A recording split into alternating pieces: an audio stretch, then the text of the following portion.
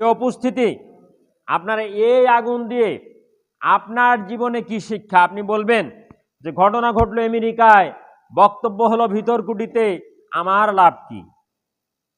আপনার লাভ হলো আপনিও আপনার জীবনে, মানুষের জীবনে আগুন জ্বালাবেন না।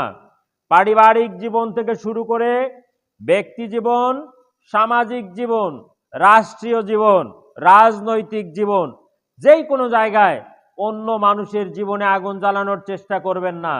যদি আপনি তা করেন, তাহলে এই যে আমেরিকার থেকে শিক্ষা নেন, আপনি আগুন জ্বালাবেন মানুষের জীবনে, আমার আল্লাহ আগুন জ্বালাবে আপনার জীবনে। খারাপ লাগতেছে আপনাদের? আপনি মানুষের ক্ষতি করবেন না। ইসলাম আপনাকে সেই শিক্ষা দেয় নাই, কোরআন আপনাকে সেই শিক্ষা দেয় না, হাদিস আপনাকে সেই শিক্ষা দেয় না। এটা হলো কথাটা ছোট, ছোট্ট কথায় তা আপনি ভাবতেছেন আমি বড় হয়ে গেছি, আমার অনেক টাকা পয়সা হয়েছে, আমার বাড়ি গাড়ি হয়েছে, আমার সব কিছু আছে, আর একজনের কিছু নাই, আপনি তার উপরে জুলুম করবেন, অত্যাচার করবেন, ভুলে যায়েন না। এই জন্য মানুষের জীবনে আগুন জ্বালাবেন না, আগুন নিয়ে খেলবেন না। দেখবেন বক্তারা বক্তব্য দেয়, রাজনৈতিক বক্তৃতা করা হয়, যা